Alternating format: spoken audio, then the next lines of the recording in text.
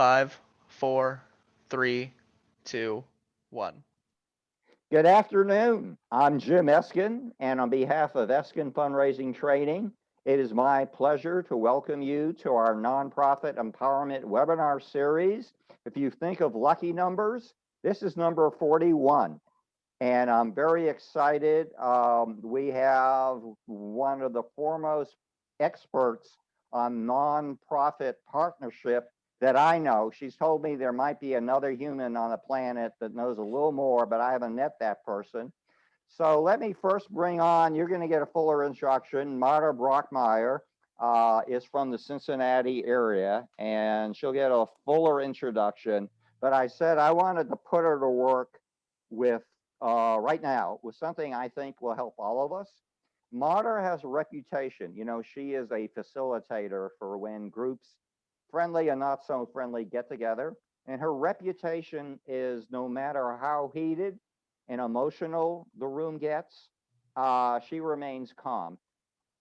I have to ask you, Marta, because I could use it myself. What is your advice to the rest of us on remaining calm when nothing around you is calm? Well, good question. And I think I would say I give the appearance of being calm. I'm usually calm inside, but not always. What I first do is what I call an ego cleansing before I walk into a meeting, particularly if I know it's going to be somewhat contentious. I just remind myself, this is not about me. This is about helping people. And so that then allows me to pay more attention. I can usually hear all sides of something, but it does help to keep things as calm as possible.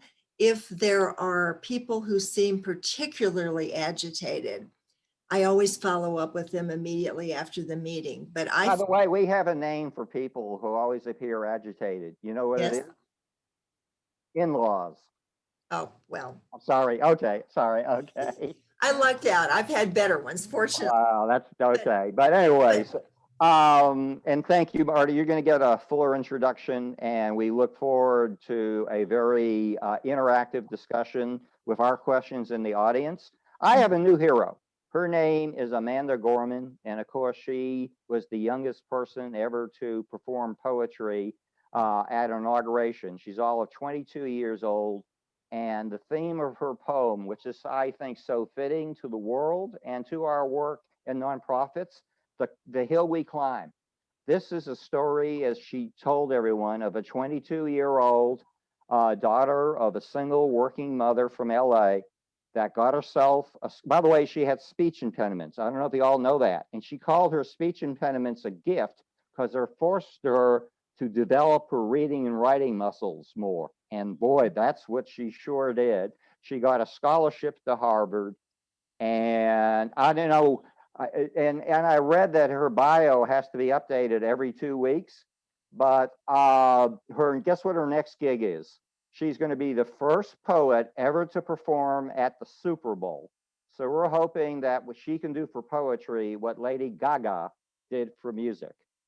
Marta, that we have a learning community composed of nonprofit CEOs and executive directors and directors of development and board chairs and board members and volunteers. And they are all heroes to us, because I know you, like me, love your work in the nonprofit sector, and they just bring out the best in people. And we're going to talk about the nonprofits are stronger together, and we're going to talk about ways from very informal to much more formal. And by the way, I'm using my hand too much, but so we're really looking forward. We have 3 learning objectives for today. Talk about the different ways that nonprofits can partner, how they can assess those opportunities. Do they make sense? Do they not make sense? And then what's the best way of implementing decisions? But I also like to bring in the audience. I'd like to start with Miriam Good, who's the Executive Director of the Mind Science Foundation. Miriam, how are you? I'm well. Thank you. I have 2 requests. Number one, yes.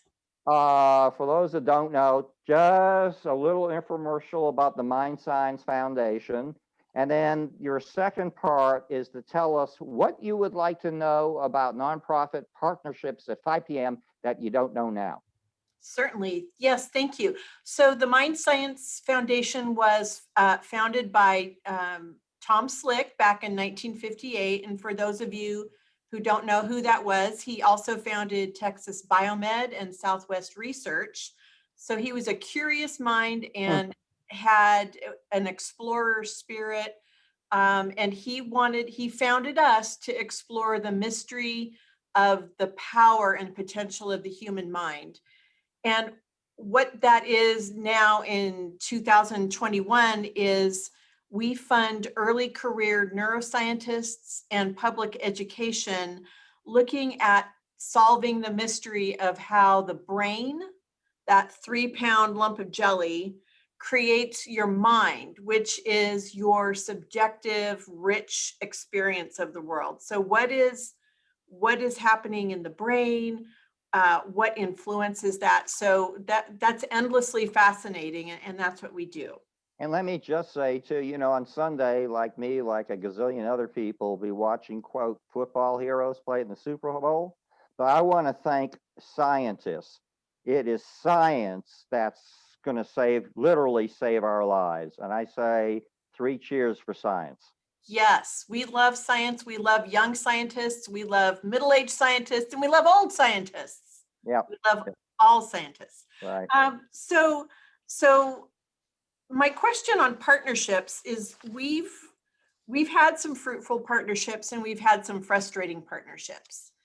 And that's a good way of putting it. I like that way of putting it. Yeah, and what I wish I knew is I would like to be more intentional walking into a partnership than I have been, where you kind of go in and you're winging it, and we're all nice people, but you run into these, like a first date, right? yes, and you run into these roadblocks with different cultures, and maybe you're not always dealing with the decision makers. And I would just like to learn how to be mindful and intentional in seeking partnerships. And then when people come to us, how I can vet or know what I'm getting into. That would be super helpful. Okay, great questions. I think it's part of the dialogue, and Marta and I will get to that. Vanessa Jimenez is the Business Development Director for the Maestro Entrepreneur Center. And again, can you take 30 to 40 seconds? I mean, so generous to give us an infomercial about the Maestro Entrepreneur Center, and then tell us what you'd like to know about partnerships at 5 o'clock that you don't know now. Awesome. So at the Maestro Entrepreneur Center, we were founded in 2015 and incorporated in 2016. Our founder, Julissa Cariello, is someone that is a leader in the construction industry and is a force to be reckoned with in more than one way, an absolute brilliant person and someone to know. The Maestro Center, stands for 3 pillars, which you can incubate at our facilities. It's a 24,000 campus with additional 10,000 square feet of storage. We also have acceleration programs so that we can help entrepreneurs on their journey to learn those skills, hard and soft skills, with very responsive programming. And all of that is done with connection. So we want mentors, which we call maestros, maestras, teachers in Spanish, to come in and serve the community and to be able to foster that sense of community and support system. I always say, when you come to Maestro, you're always a part of Maestro. We're hoping that you may come one day in need of assistance, but one day we hope you come and keep on coming as a leader. And so really excited to be part of that economic development on the west side of San Antonio, right, near the produce section. What would you like to know about partnerships? Well, I think a newcomer to this field, identifying and aligning potential partners is something that I'm always looking at. Not just the obvious partnerships, but also some to build equity and to maintain and foster those partnerships, so they build. It's based on longevity.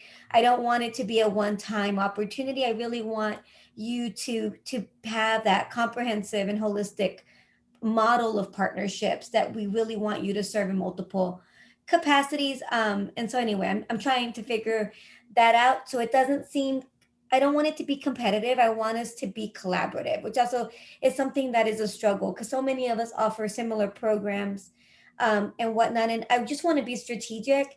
I think it's fine for there to be overlap, but for us to just understand, you know, what that means and how that looks like and how we can support each other. So that's what I'd like to learn today. Okay, we're going to make sure we answer those questions. And I want to tell you, virtually every Wednesday, we're going to have a webinar. If you notice on this calendar, there's a missing one. Andrea and I get our second shots on February 24th. I felt I was lucky. I literally came 1 hour after the first shot to do a webinar. I'm not banking on my luck that much. So we're going to skip the 24th, but I am very excited about the people that are true national thought leaders in their discipline, like Marta, will be joining us. And we like to say that nonprofits are no strangers to financial pressure. And every executive director and CEO I know knew how to stretch nickels into dimes. But Marta, now they have to stretch them into quarters. And maybe partnerships and collaboration can help with that. And even before we met, we like to say to nonprofits, collaborate like your life depends on it, okay? And I'm going to take a moment to point out that philanthropy has been very resilient. The number one indicator of how philanthropy is going to perform is the stock market. And as we know, the stock market has been at historic levels. We don't have final charitable giving data yet for 2020, but through the first 9 months, it was actually up close to 8%. We've seen something called donor advised funds exploding. We're going to have an expert in a webinar next month. The record Giving Tuesday, which is always the Tuesday after Thanksgiving, hit all sorts of records.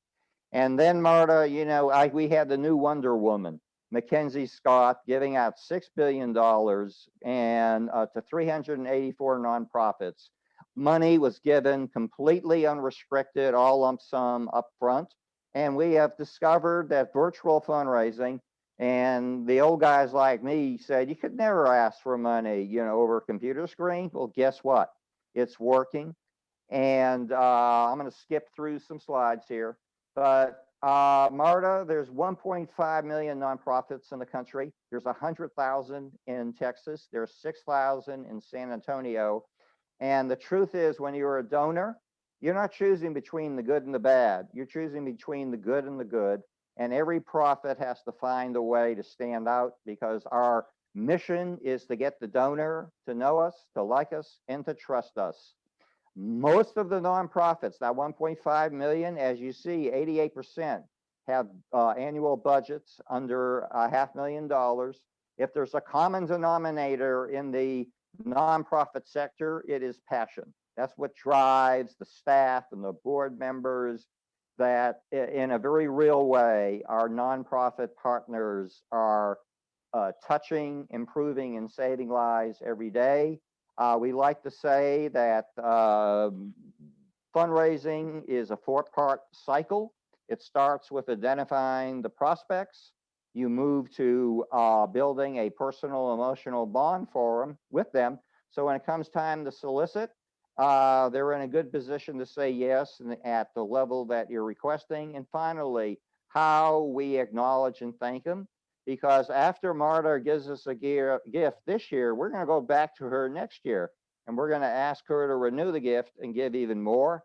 I just wanted to close, Marta. We like to have a prospect identification system. It's called CIA. CIA. I think people always think about, yeah, they know, they see in the news, on the TV, who's got money. But just because someone has money doesn't mean they're going to give to your cause. There has to be interest or inclination. And even when you establish capacity and inclination with, say, the world's richest person, you know, how do you get to them? And that's where we like to use the relationship of board members. At this point, Marta, we have a little practice in our webinar. We'd like everybody to type in the word nonprofit strong.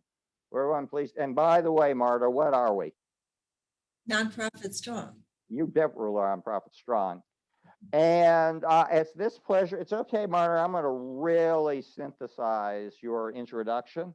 I Please. want to say it, Marta Brockmeyer, PhD, facilitating nonprofit success. It knows more about partnerships for nonprofits than anybody I know in the world. She says supposedly there's some dude out in California that knows more, but I don't know that person, and we are so grateful.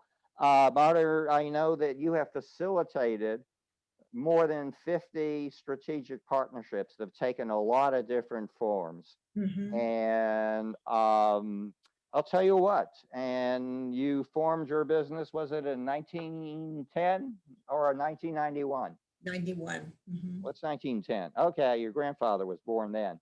I'll tell you what, and by the way, you're from the Cincinnati area. Uh-huh. Okay, I couldn't see an accent. Can we start with the Q&A? Sure. Okay, let's start with the basics. I believe in simplifying knowledge. Partnerships, again, can take a very long continuum of forms, from very informal cooperation with minimal integration to formal mergers and consolidations. So if we could put partnerships in 3 buckets, Mhm. collaboration, alliance, and strategic restructuring, could you take a moment to just clarify what a collaboration is, what an alliance is, what a strategic partner restructuring is? Sure. A collaboration is really a coordinated action on something. It could be fundraising, it could be joint advocacy, perhaps a collaborative learning community. There's no long-term commitment. There's no formal decision-making. Then moving along the continuum, we would go to an alliance, which is a little bit more formal, and there are generally 2 kinds. One is those that involve doing some kind of business together. It might be sharing back office function. It might be sharing some kind of a program. And then the other form of an alliance usually has to do with making an impact on the field. You might come together to form a consortium or an alliance or some kind of advocacy effort. And in an alliance, there's some shared decision-making, but there's no corporate integration. There's no formal connection of the actual organizations. Then moving farther along down the continuum, we go to strategic partnerships. And this is when a structural change or a new entity is created. And it could be a management service organization, it could be a parent subsidiary, or it could be a full merger or acquisition. I try not to use the word merger, although I think generically we all use that. And I try to say partnerships. I slip sometimes because people don't define that word the same way. I've never had 2 attorneys define it the same way. So I try to use the definition of the Financial Accounting Standards Board. And in that, it is. In a merger, both organizations dissolve and create a new entity. In an acquisition, one dissolves and goes under the umbrella of the other. What's important to remember is that none of these different categories are better or worse than the others. It all has to do with a very intentional approach to what the organizations need. So everything falls within one of those 3 categories. I almost was thinking it's dating, it's being engaged, it's getting hitched. That's the analogy most people use, actually. Yeah, okay. Yeah, you had to hear it for the zillionth time. Okay, let's, no easy questions, okay, Marta? That's fine. That other guy in California would do the easy questions. How, and I think that our guest at the beginning alluded to this, how should a nonprofit assess its own situation and begin the consideration of potential partnerships make sense? Okay. Well, first, the organizations need to be in what I call a state of readiness. Do you have the basics? Do you have a solid strategic plan? Is your board engaged? Do you have succession plan for your key people? Do you have the capable people in the right positions? What's the culture like? How solid is the organization? How is it operationally? How is it culturally? And then once you have assessed that, and I will often say to organizations, you're not quite ready. Why don't you work on your strategic plan? Why don't you get your development plan? But once the organization is ready, then what's really important is to set the criteria for what you're looking for. And of course, that question came up a few minutes ago. Ideally, this happens at the board level. The board will very systematically set the criteria for what they're looking for. It may be geographical, it may be financially, it may be some program expansion. But once everyone, CEO or executive director, the leadership team, and the board have the criteria in mind, then everyone can be looking at that as they're out and about. Because so often these partnerships start over a golf course. Two friends, one's on one board, one's on the other, they both start talking about what their issues are. And if the board members know what their criteria are, then it's much easier to enter into a discussion. But first, state of readiness. Is your organization solid enough to pursue this? Okay. What are good reasons for nonprofits to consider partnerships? Well, the most common one is multiple diversified services. Most people entering a partnership want to be able to offer their clients more. In general, it's better to look at an expansion of services rather than replicating every single thing you have. The funders generally like that better. It allows you to give an increased focus on mission, a better understanding of strengths and weaknesses. It's the process is similar to going through accreditation. I imagine most of you have been through that. You really know your organization when you've done that. It can create an excitement point for your current funders, and more importantly, can attract new funders. And one of the things that I enjoy about this is it offers new professional development opportunities for the staff and perhaps a career ladder, because sometimes the staff is just stuck. There's no place for them to go. Maybe they don't have the full complement of training that they would like. And so this can be very energizing for staff members. And let's face it, there are often political reasons for this. So those have to be paid attention to. Hey, let's do the flip side of that question. Yeah. What are poor reasons for nonprofits to consider partnerships? Okay, that's a really good question. Well, the main one is if an organization is looking for a financial savior, this is not the way to do it. I mean, yes, of course, you hope for additional financial sustainability as a result of a partnership, but particularly if we're talking about the corporate integration level, this is not a reason to do it. It's also not. It's not very smart to use this process to try to fire a CEO. Twice I have been asked to do this, go through the motions, and I very quickly realized what the goal was, and I said no, thank you. It's highly that is an absurd way to address a supervisory issue that should have been managed at the board level. So that happens sometimes. I bet a lawyer would find out that it's not even legal. Well, it's borderline. It's great. No, it can be tricky, but it's just that's not why you do it. Yeah, I'm sorry to interrupt you. Go ahead with him. Yeah, and the other thing is, and I was discussing what would be at the corporate level, but for some folks, this has become a bit trendy.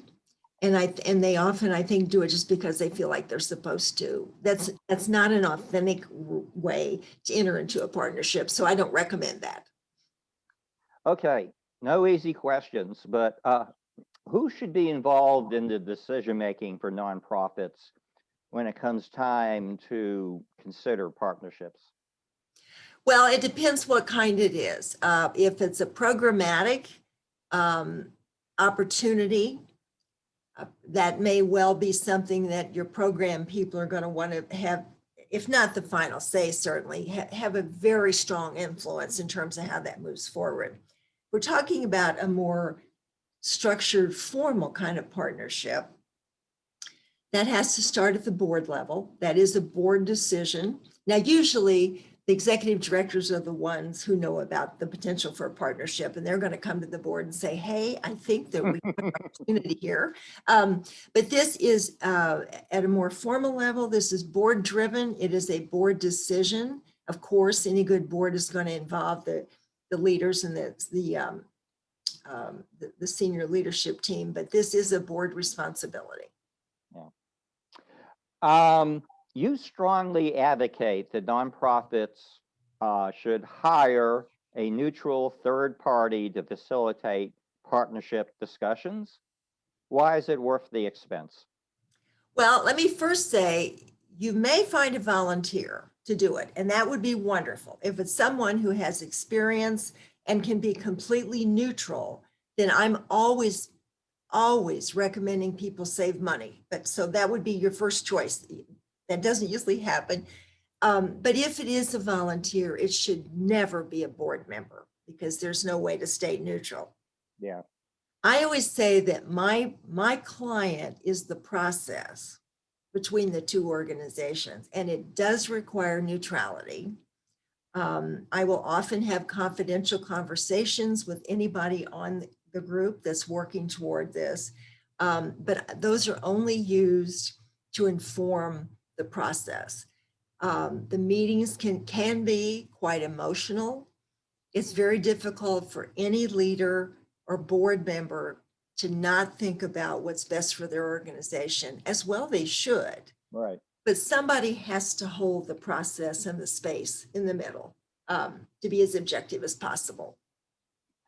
How much of a weakened position is a nonprofit on the brink of economic collapse in entering to partnership discussions? It's very much a weakness. And I'll just talk about a couple of points on the continuum here. If it's collaborative, it's an alliance, the other people in that group are going to wonder if the nonprofit is going to be around long enough to fulfill commitments. Are they going to be able to pay for their part of the financial contribution? Is the leader going to be undistracted so he or she can put forth the vision of the group? All those kinds of things go into play. And if we're talking about corporate integration, there would be very limited number of times when another organization would want to take on a partner in financial distress. Now, a couple of examples here. One may be if one of the major community funders requests it. Sometimes there will be a particular type of service that a nonprofit provides that is so unique and not very easily replaceable. A funder may say, we want you to take this on and we're going to help you with it. Or there may be political reasons. I find that county politics particularly seem to have a great impact on this. But in general, in this climate, I do not recommend considering an organization that is not healthy financially. Can I put you on the spot? Sure. I do it all the time, right? Can merger talks be conducted without lawyers in the room? Absolutely. Now, I will say and now we are specifically discussing corporate restructuring mergers. When that process begins, there are board members from each organization that form a steering committee. And usually it's 4 from each plus the 2 EDs. I always recommend that we have at least one attorney in that group because we'll need their counsel. At certain points along that exploration process, there may be particular legal expertise that's needed. For example, if one of the partners has union members, there may need to be HR expertise. There may need to be a labor attorney, whatever it is. There may be real estate. Sometimes we need a real estate attorney. There may be points along that process when we need an attorney. Usually not, however. It's the exception when a specialized expertise is needed at that stage. At the point before the boards are going to vote to either accept or reject a merger, an attorney obviously is hired to draft the documents. And what's surprising to some people is that usually the organizations use one attorney for that. They usually share an attorney because at that point it's not considered adversarial. So typically the two organizations will agree and select an attorney to draft the papers. And then often each organization will then have their own attorney review them. And that's done for several reasons. One is symbolic, and the other, it just saves tons of legal fees. But people are always surprised, oh, we just use one lawyer? We'll say, well, yeah, usually. It usually works pretty well. Yeah. Can you share some favorite success stories of nonprofit partnerships among your experiences? Sure, we could be here a long time. I'll keep it brief. So I have facilitated projects with one employee all the way through 550 employees. The one with one employee was actually one of the most fun ones. It was a nutrition council that was acquired by a large behavioral health organization. So just a few samples. I facilitated a large merger between 3 behavioral health organizations that came together. They have been phenomenally successful. In fact, they just were ranked number 4 nationally in best workplaces. So that was very, very rewarding. They now have about 750 employees, I think. They're really great. I facilitated a merger of 2 well-known early childhood learning centers. And one of the successful ones was between Easter Seals and Jewish Vocational Service. So the names alone should tell you we were dealing with lots of politics, lots of foundations, lots of questions about why in the world would these two? And it's been a great success. One of the ones that was particularly rewarding, Cincinnati had one of the top 10 worst water stream pollution sites ranked by the EPA for years. And 2 environmental groups came together, and Cincinnati's no longer on that list, and they work together beautifully. So those are just some examples. I just work with human service organizations, but they're all different.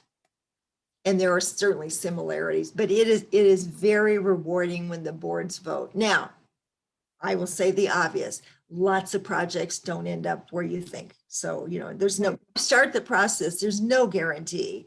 And things fall apart at the last minute. I've had lots of drama at the last minute. They don't always go through. We say in fundraising, we're like real estate. So they're all related. I mean, drama, it ain't over until it's over, right? Mm-hmm, mm-hmm. Hey, I've gone a record 33 minutes without recognizing our producer, Michael Largent of Game Day Media. Michael, could you do 2 things? Can you explain to the audience if they want to either type in or question, or we'll bring them on screen? And I prefer to bring them on screen. Sure. So if anyone watching right now has a question, you can either type it into the Q&A panel, or you can click the raise hand button, and then we can I'll promote you to panelist, and then you can ask the question with video and audio. So those are your 2 options. And it looks like we've already got 2 questions from Charlotte. Do you want me to read, or Charlotte Ann, do you want me to read those? Yeah, well, I'll tell you what, Marta, if it's okay, I have more questions for Marta, but let's bring the audience in. Can we bring her on camera? Yeah, let me promote her to panelist. We'd rather see you. Oh, I've seen you before. Charlotte Ann, how are you doing? Dr. Marta Brockmeyer. We're good. By the way, guess who is the expert on next week's webinar? Sharon Ann Lucas, who is a seasoned journalist and now executive director of something we call Nowcast SA. And why don't you, I'll give it a second, tell Marta about Nowcast. Nowcast SA is a nonprofit news organization. We've managed to make it 11 years, which is just extraordinary. We're sort of a lot like local C-SPAN. We do a lot of, before things went virtual, we did a huge amount of webcasting and live streaming. And now we're doing a lot of virtual webcasting and live streaming for folks. So we're sort of like that. But we're also a startup. I mean, we're only 11 years old. And I'm curious about a couple of things. One, are you familiar with any public media? I consider us sort of a public media mergers. There have been a couple in the country. And can you talk to them? Or in the alternate, are you familiar with situations where a university became the sort of acquirer? I'm not familiar with, I'm not at all familiar with your first one. The second one, I just know of them, but I haven't had any experience, and I'm one of those people, unless I have I'm sure I have a good answer, I would not say anything. No, that's wonderful. Speaking as a journalist, more people should say that. Just say, Well, I don't know. Well, okay, I don't know. Those are good, really good questions, though. Hey, Marta, it makes me feel good that you don't know everything. I know tons of stuff. Oh, and Michael, did I see we have one other person with a question? We do. Would you like me to add them as Yeah. well? Please do. All right.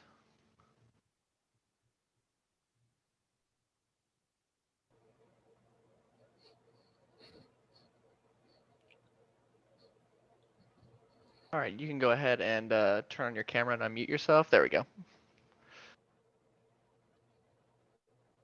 Oh, I think you're still muted.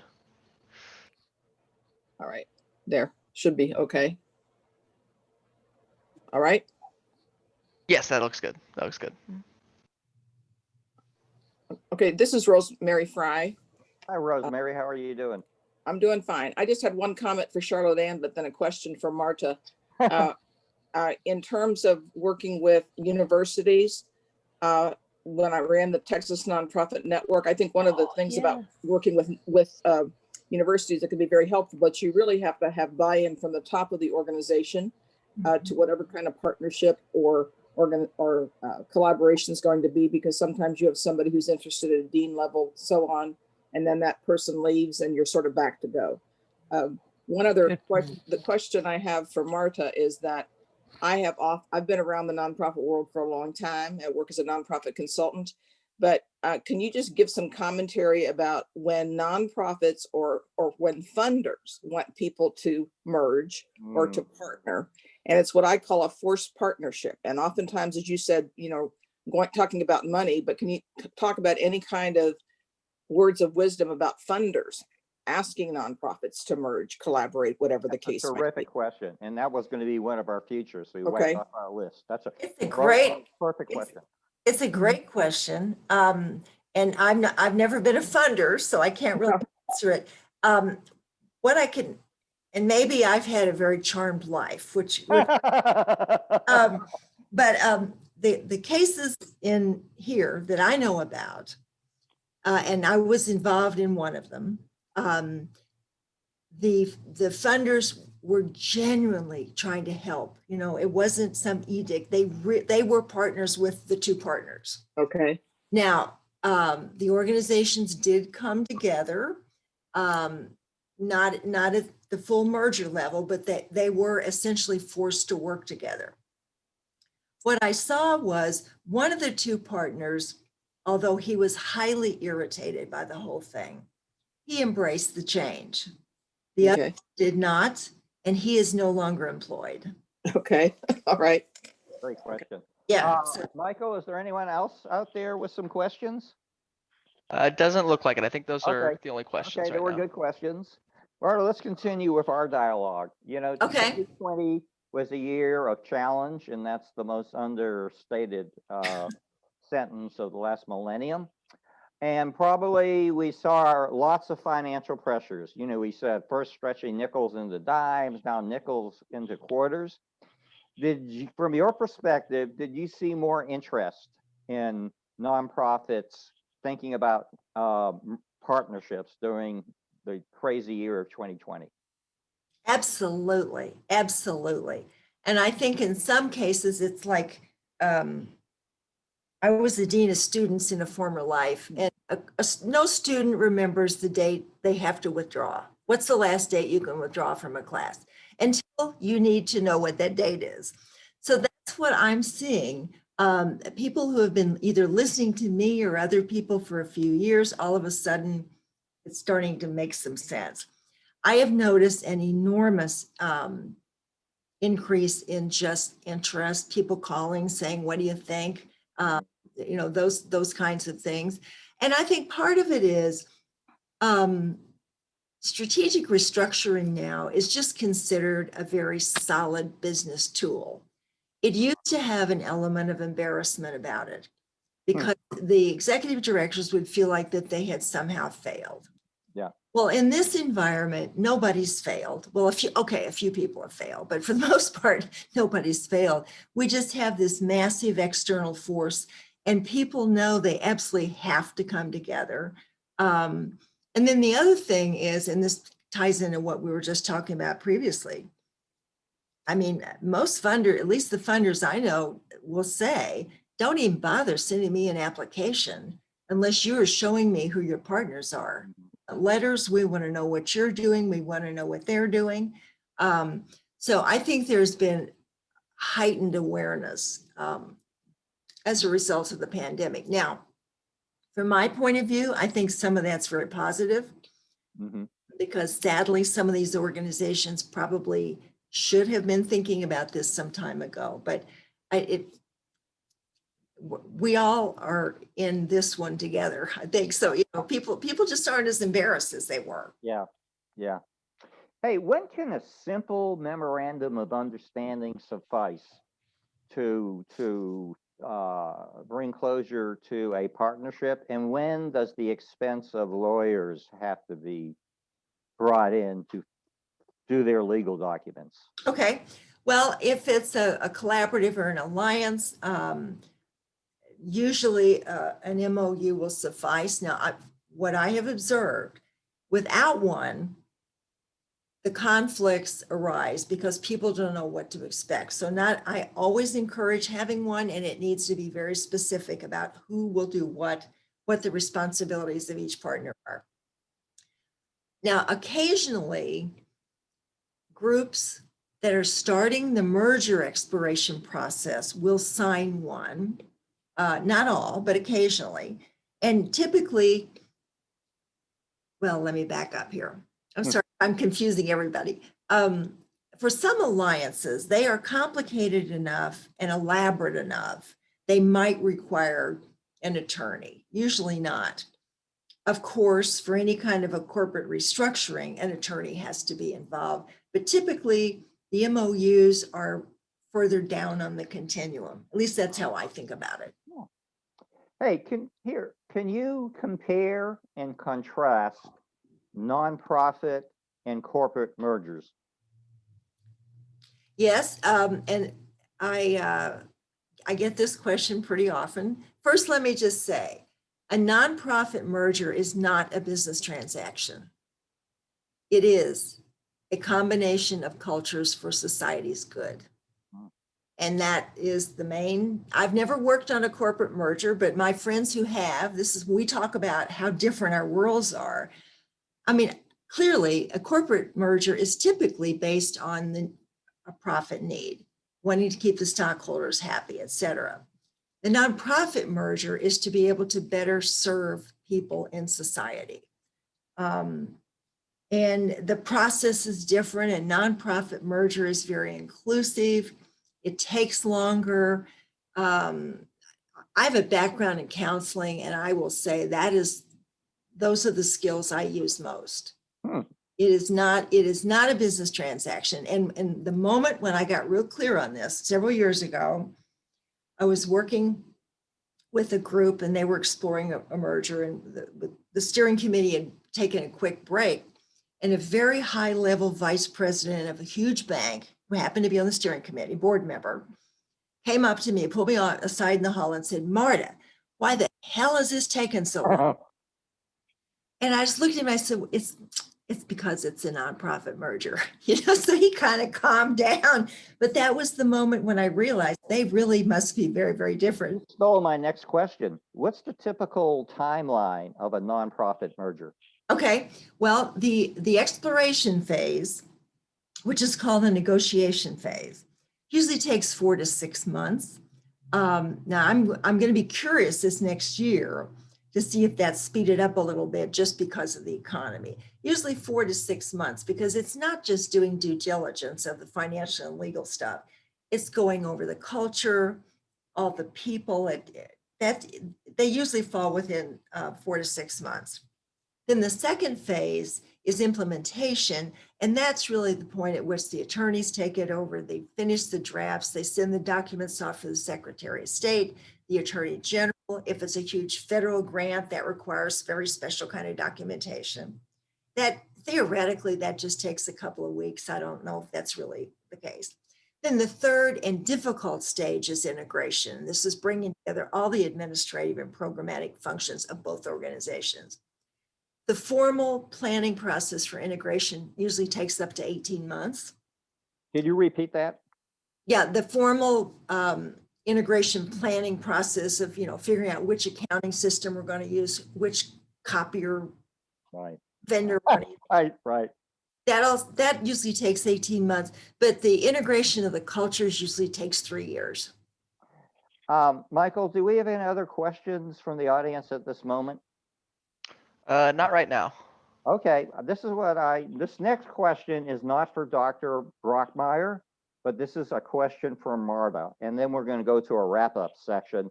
Okay. But this is for Marta. What is your favorite movie and why? Oh, okay. Well, I have to put them in categories.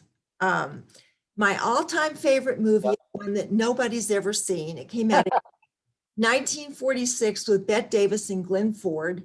And I saw it in high school, a late night movie, black and white movie. Yeah. Dated, it's sexist, it's melodramatic, and it has fabulous photography. There's something about that speaks to me. And my favorite romantic comedy is Love Actually. And hey, give me a fist bump. I love that movie. And when I want to be cheered up, I play the final scene. Yeah, I love it. And my, I think the best movie ever made was The Hours with Meryl Streep and Nicole Kidman. And then in recent years, there have been a lot of good ones. I was totally blown away by They Shall Not Grow Old, the documentary that brought the color to the footage of World War II. It was extremely moving. So that's, hey, I guess you're not against flying out to Hollywood and helping a couple of studios consider partners. that would be a no. Okay. I'll tell you what, let's go. We're right on schedule. I'd like to do a little wrap up. And what we're going to do here is emphasize some of the major points. Do you want people to remember? I like the old fashioned formula. Tell them what you're going to tell them, and then tell them what you told them. Mm-hmm. You basically put partnerships into 3 buckets. Yes. Collaboration, no formal agreement, no ongoing relationship. An alliance is more formal. There's shared decision making, but there's no corporate combination. Strategic partnership, either one dissolves and goes to the other, or they both dissolve and they create a new one. And really what the 3 buckets are separated through what you call integration.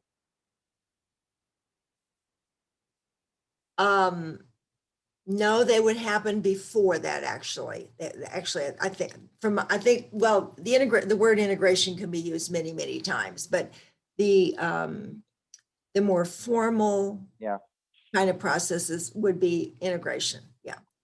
I didn't write it down. You had some magical words for describing what the overarching goal is for 2 nonprofits to form for the betterment of society or something.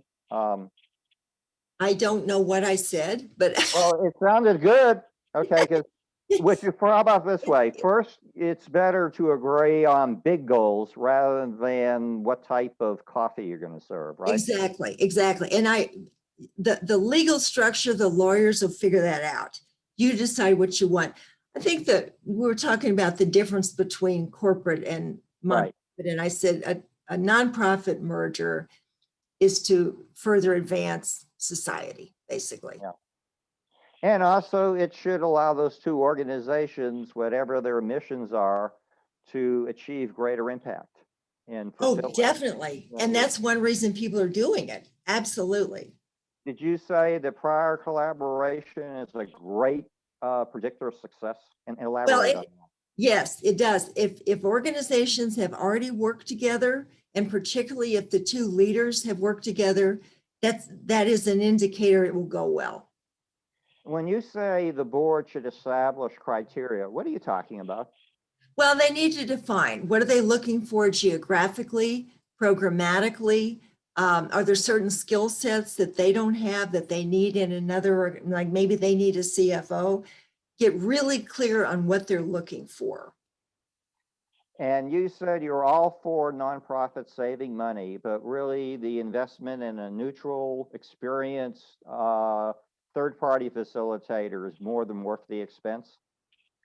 Well, that's what my clients say. So, yeah, I think it's essential. Was it penny wise and pound foolish? Right, exactly. And talk again, you're big on the integrity of the process. Talk a little about that.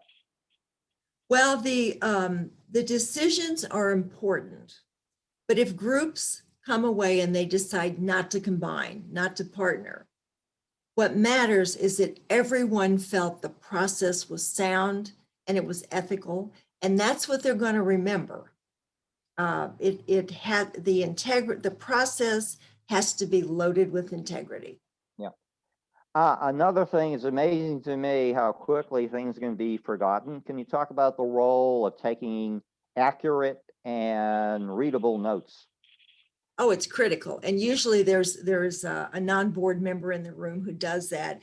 And not only is it important to know what was discussed, but those documents are used as work documents, remind people of what they said they were going to do, but usually the information is needed for some work group that's going to be involved in helping.